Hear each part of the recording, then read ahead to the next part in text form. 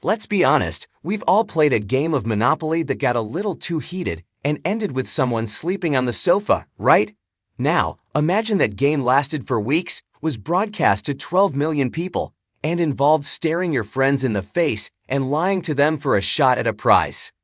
That's the high-stakes, emotionally charged reality of the BBC's smash hit, The Celebrity Traitors. The game may be over, the castle doors locked, and the cloaks hung up, but for TV legend Jonathan Ross, the psychological fallout is still very real. He played a blender of a game, manipulating and scheming his way through the competition as a traitor alongside Cat Burns and eventual winner Alan Carr. But months after filming Wrapped, Ross has dropped a bombshell. Some of his co-stars are still holding a grudge.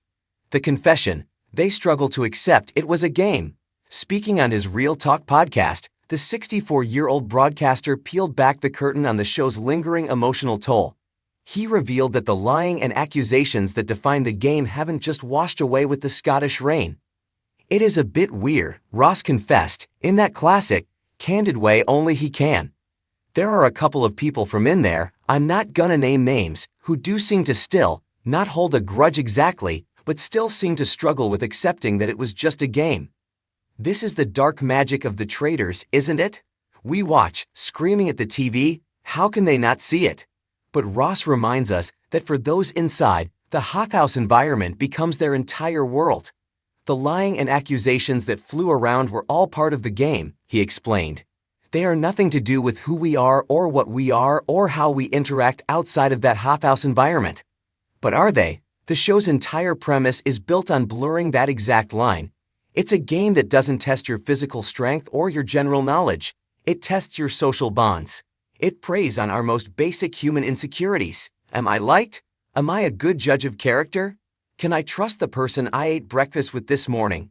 For the celebrities who were faithful, their entire job was to root out the liars. And when they discovered the person who had comforted them after a banishment was, in fact, the one wielding the knife, that kind of betrayal, even in a game, cuts deep. The traitor's burden: I struggle doing it. What makes Ross's confession so fascinating is that he wasn't one of the faithfuls who got tricked. He was the one doing the tricking, and he admits, it was brutal. "I've gone on record saying I struggled doing it. It was hard doing it," he said. We, the audience, saw this. We saw the pained looks, the forced smiles, the genuine anguish. This wasn't just acting. When you're living in a pressure cooker 24/7, your ability to separate performance from self begins to erode. Ross pointed to the emotional wreckage of the finale, which saw a heartbroken Alan Carr win the entire charity prize pot after successfully duping his final faithfuls, as proof. Those who've now seen the final, the emotions you see at the end from someone, I'm not going to name names, you can see how hard we all found it. I think everyone found it. He's right.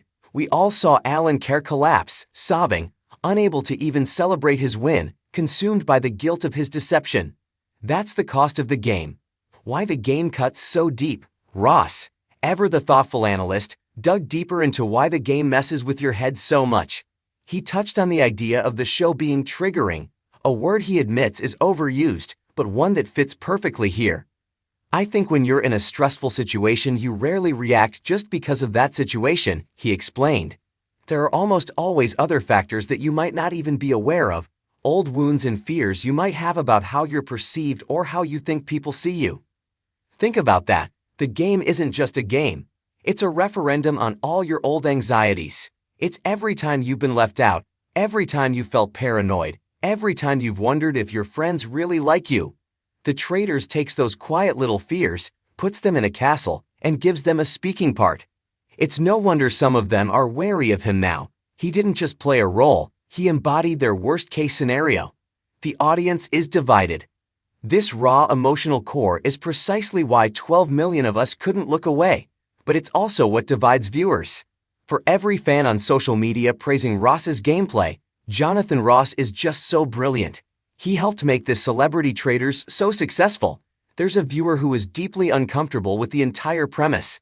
"Many of us are fed up with shows being horrible and nasty to each other," one viewer wrote.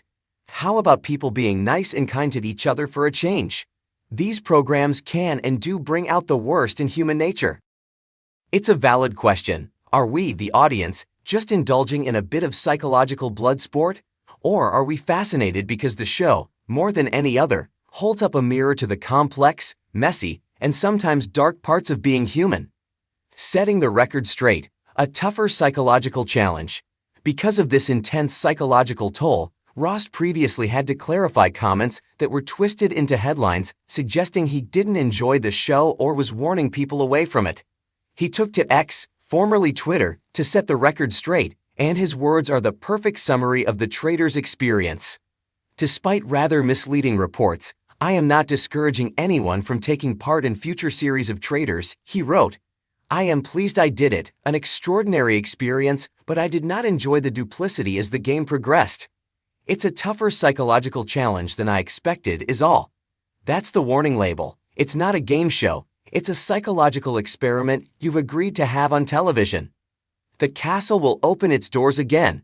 For those of us who loved every second of the backstabbing and paranoia, there's good news.